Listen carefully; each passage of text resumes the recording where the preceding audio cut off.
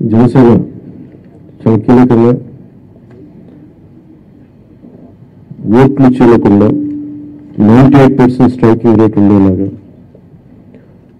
ఎక్కువ స్థానాలు తీసేసుకొని ఎక్స్పెరిమెంట్ చేసే కంటే కూడా తక్కువ స్థానాలు తీసుకొని రాష్ట్ర ప్రజలకు ఉపయోగపడేలాగా ఈరోజు నేను చూస్తుంది కూడా రాష్ట్రాన్ని ముందు ఒక గాడిలో పెట్టడం, పార్టీ ప్రయోజనాలను దాటి వ్యక్తి ప్రయోజనాలను దాటి రాష్ట్ర ప్రయోజనాలను దృష్టిలో పెట్టుకొని 2014 నుంచి మనం నలుగుతా ఉన్నాం.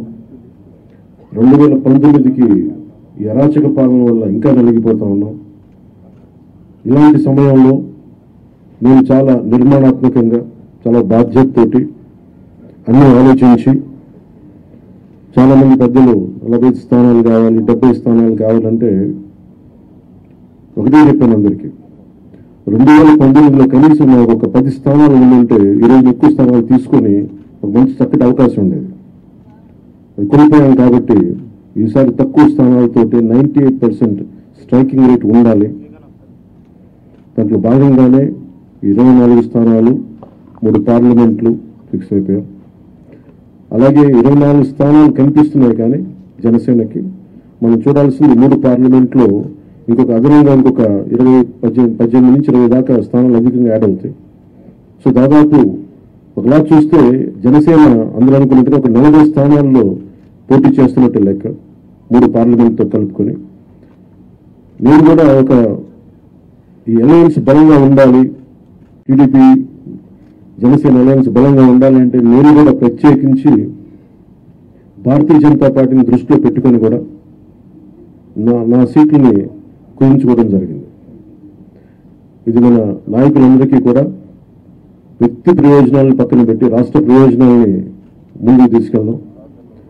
ఓటు ట్రాన్స్ఫర్ అయిన రోజున ఎవరైతే త్యాగాలు చేశారో, ఎవరైతే కష్టపడి పనిచేశారో ప్రతి ఒక్కరికి పేరు పేరున ఈ సభావేదిక మీదుగా నేను తెలియజేసుకుంటా ఉన్నాను.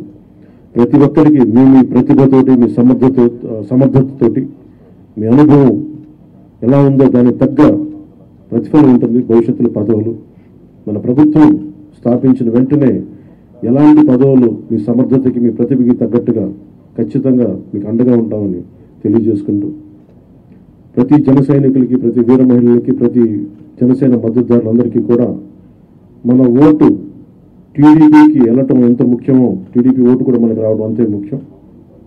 జనసేన ఓటు ఖచ్చితంగా టీడీపీకి ట్రాన్స్ఫర్ అయితేనే ఈ రాష్ట్రం చాలా అద్భుతంగా ఉంటుంది.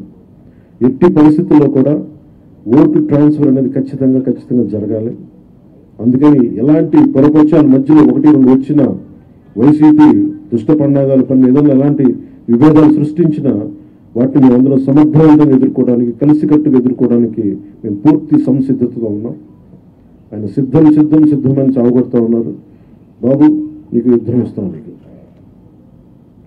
అది ఎందుకు యుద్ధం చేస్తామంటే ప్రజలు తిరిగి ఆంధ్రప్రదేశ్ని గాడిలో పెట్టడానికి యుద్ధం చేస్తాం. ఇక్కడ మనస్ఫూర్తిగా ప్రజలందరికీ కూడా చాలా శుభదినం.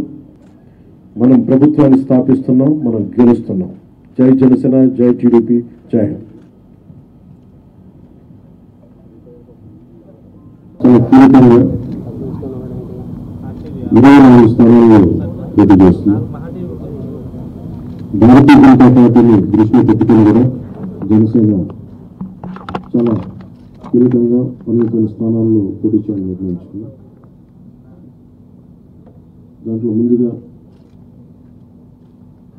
సంఖ్యాపరంగా ఒక 5 మంది అభ్యర్థుల్ని 24 నియోజకవర్గాలు 5 నియోజకవర్గాలు దానికి సంబంధిత అభ్యర్థుల్ని ప్రకటిస్తా ఉన్నాం.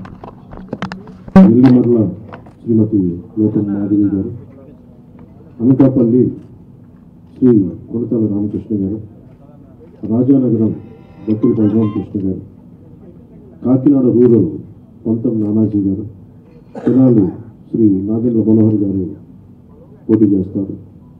మిగతా 19 నేను 2 రోజుల్లో మొత్తం అందరికీ తెలియజేస్తాను.